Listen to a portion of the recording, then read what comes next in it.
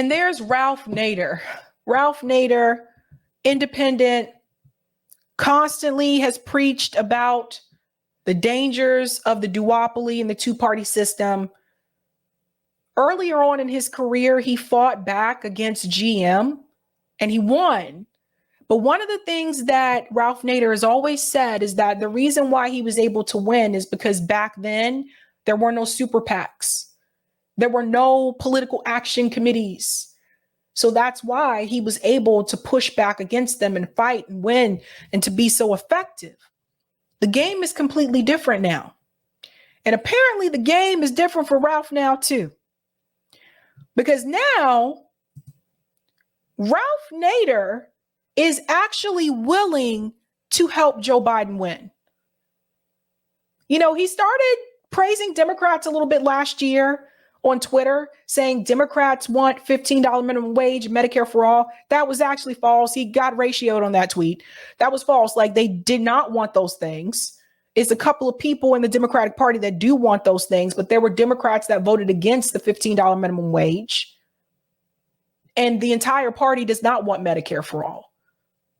So I should have seen it coming. Should have seen it coming. This is from the Washington Post. Ralph Nader, very wary, offers to help Joe Biden win. I can't make this up. Lord Jesus. As my grandma would say, Lord Jesus. The liberal activist Ralph Nader still remembers nearly the exact words Joe Biden used to banish him from the U.S. Senate 23 years ago after Nader's Green Party presidential bid in 2000 won 97,000 votes in Florida. I think we all remember 2000, right? Bush and Gore. Ralph Nader is not going to be welcome anywhere near the corridors. Then Senator Biden had declared, blaming the consumer advocate for Democrat Al Gore's defeat to Republican George W. Bush. So began Nader's long exile from Democratic Capitol Hill highways, where Nader had once been feted as a conquering policy genius. Nader, a spry 89-year-old who works remotely because of pandemic concerns, still resents the slight. But if you ask him these days about Biden's reelection fight in 2024, he does not respond with his old gripes about Republicans and Democrats being nothing more than twiddledum and twiddledee. We are stuck with Biden now, Nader says in his cantankerous way.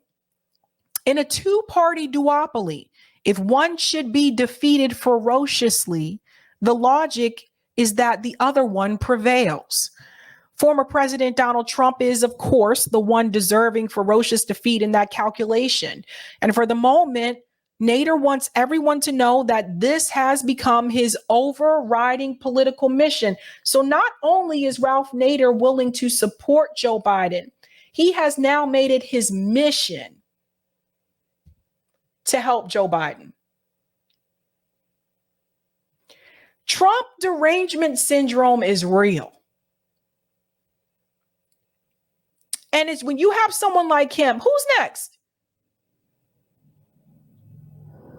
Someone like Ralph Nader? I know the difference between fascism and autocracy. And I'll take autocracy anytime. Nader said in a recent telephone interview, fascism is what the GOP is the architecture of. And autocracy is what the Democrats are practitioners of. But autocracy leaves an opening. They don't suppress votes. They don't suppress free speech. This paragraph is entirely wrong.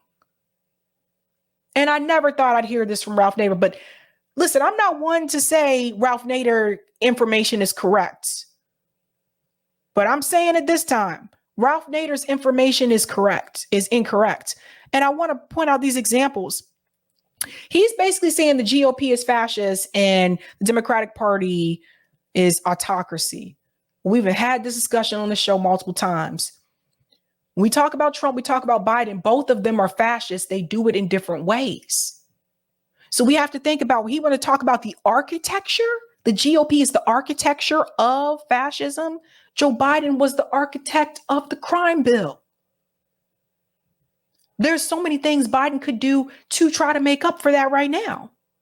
Number one, get rid of these private prisons, the for-profit prison system. Pardon all those people that are in jail under marijuana offenses, under these drug offenses that happen under your crime bill. There's many things that he could do, but both of them have represented fascism. So see, Ralph Nader, this is another thing. Like Ralph Nader just sees it as the Republicans are the big, bad, mean guy, and the Democrats are kind of mean too, but you should go with the one that's less mean because their fascism and their racism too, by the way, is covert and not overt. He says they don't suppress votes. That's not true. The Democratic Party redrew Dennis Kucinich district so that he wouldn't have one because they didn't want him in Congress anymore. That was back in those days, Dennis Kucinich was the Republican. Dennis Kucinich was the progressive that was in DC. They didn't want him there anymore. That's how they got rid of him. Isn't that still suppression? When you redraw someone's district so no one can vote for them? Democrats do gerrymandering too. That's not just a Republican thing. He says they don't suppress free speech. Has Ralph Nader not seen the Twitter files? Has Ralph Nader not seen that Biden's administration is trying to suppress people on social media platforms right now? So this entire paragraph is wrong. I don't know who Ralph been talking to. If the pivot matters, it is likely to land hardest among the dissident parts of the liberal coalition, who, like him, have been fed up for years with the state of the Democratic politics and could once again play a major role if they stay home or vote third party in a close general election. Nader is dismissive of the chances of the Green Party in 2024, despite personal praise for Cornel West, the party's likely candidate. He speaks of RFK Jr., a Democratic challenger to Biden who campaigns on some of Nader's issues, as a wayward talent unable to get out of his own way. Now, remember, Nader had run through the Green Party before. You know, everybody just giving up, man. Nader says no formal Biden endorsement will be forthcoming, and he still supports the idea of third parties in principle. I'm sorry. Let's talk about in principle.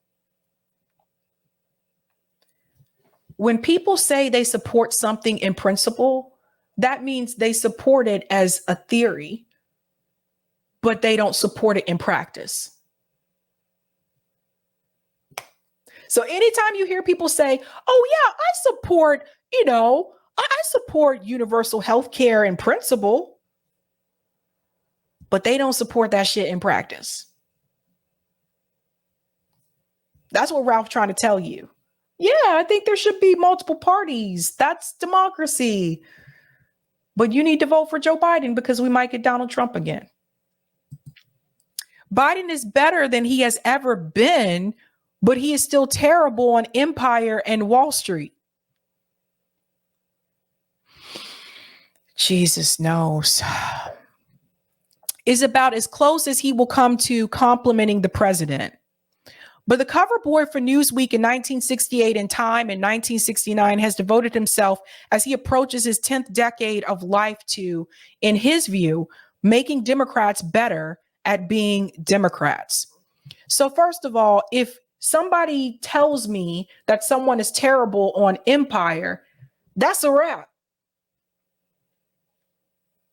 If you tell me that a candidate is terrible on Empire and Wall Street, I don't need to hear anything else.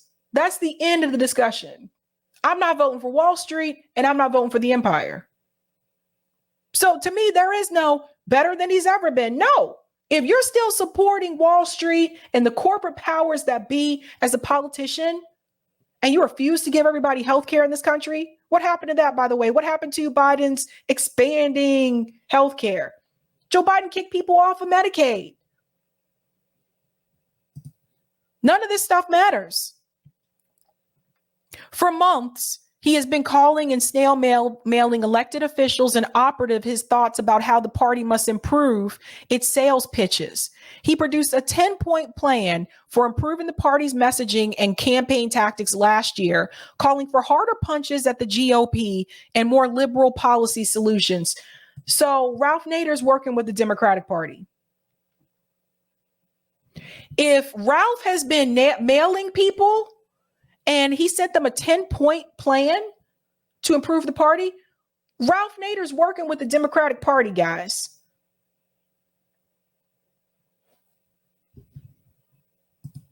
The response has been mostly nothing.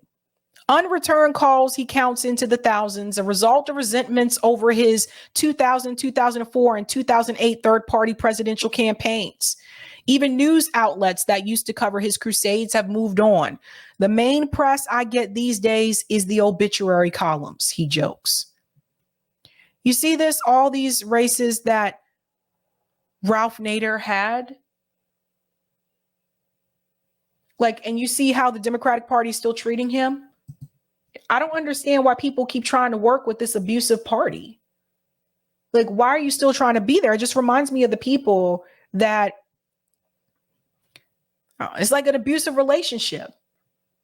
Ralph, you're not a part of this party. You weren't a part of the party because you knew it was corrupt. You knew it was abusive. Now you want to go be a part of the abuse? But he still reads the major papers carefully every day and likes to track down the phone numbers of Democratic knife fighters he feels are wielding dull blades. He called me to tell me my quote wasn't good enough, explained one Democratic operative who spoke on the condition of anonymity. I always say this like anonymity. I always say it that way. To describe a recent upbraiding out of the blue. He was going to send me a bunch of materials he wanted me to read and ask for my address. This is terrible. Close friends of Nader, a group that includes committed Democrats, have noted an unmistakable shift. Ralph is in a different place because America is in a different place, said Mark Green, former Democratic NYC public advocate. The stage is stopping a life-ending comet like the one that stopped the dinosaurs. He says this is an existential fight, and he's going to marshal whatever he has to stop Trump and Trumpism. Let's talk about existential because I think this word is overused sometimes. The comet example was a good one. A life-ending comet is an existential fight. I would say homelessness is an existential fight. I would say having a living wage, being at the bottom of the barrel in this country. I would say, those of us that are not a part of that 1% or that 0.01%, those of us at the bottom, and most of you are, most of us at the bottom, I would say that's an existential threat. I would talk about the food crisis that we have in this country, how some kids in this country still going hungry. The fact that the poverty rate increased under Joe Biden. We went over that a couple of days ago. I would say that is an existential crisis. The fact that people don't have clean water and air to breathe, and that people's pipelines are being poisoned in this country, that is an existential threat. And those things continue regardless if our president was Republican or Democrat.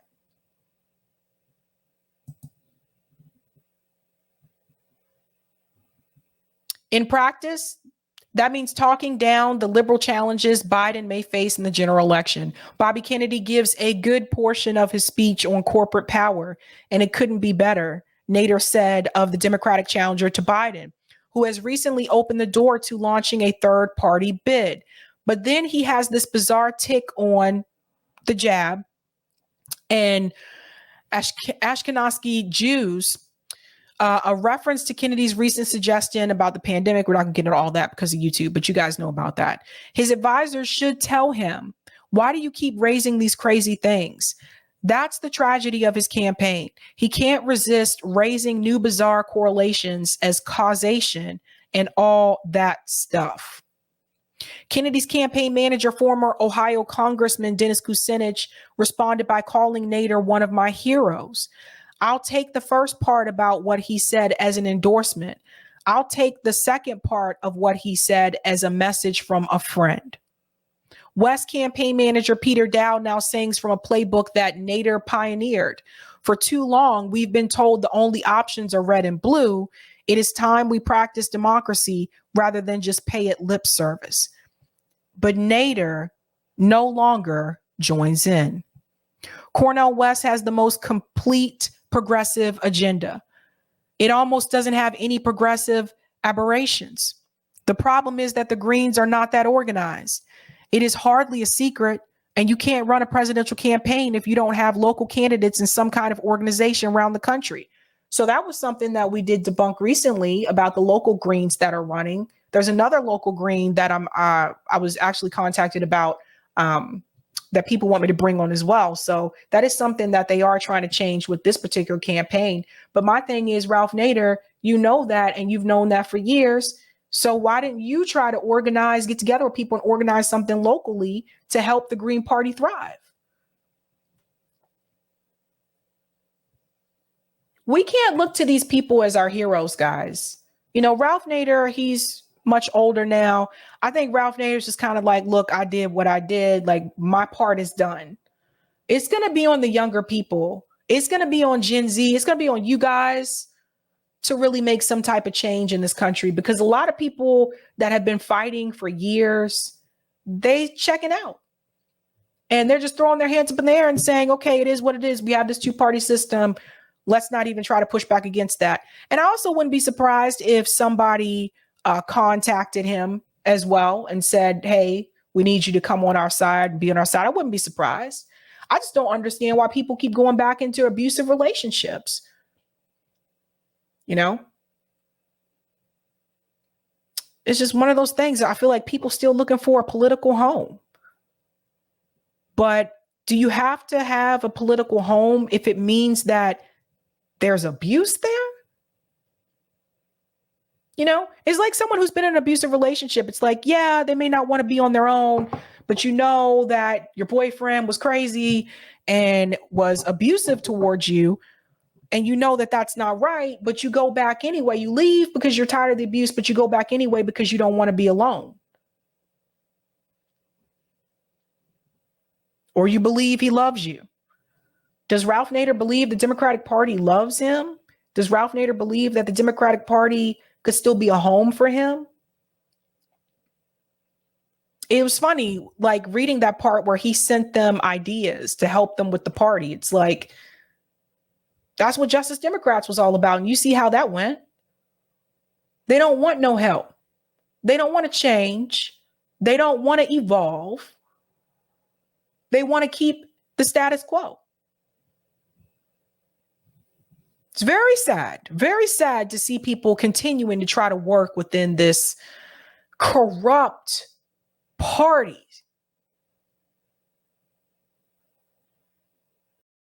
Especially since they don't really like Ralph. Terry says, I never look to these people as heroes. And thank you, Freddie. Even if Jesus were POTUS, he has to do what the military wants or they will kill him. Expose corruption, keep exposing corruption, expose. Thank you, Freddie.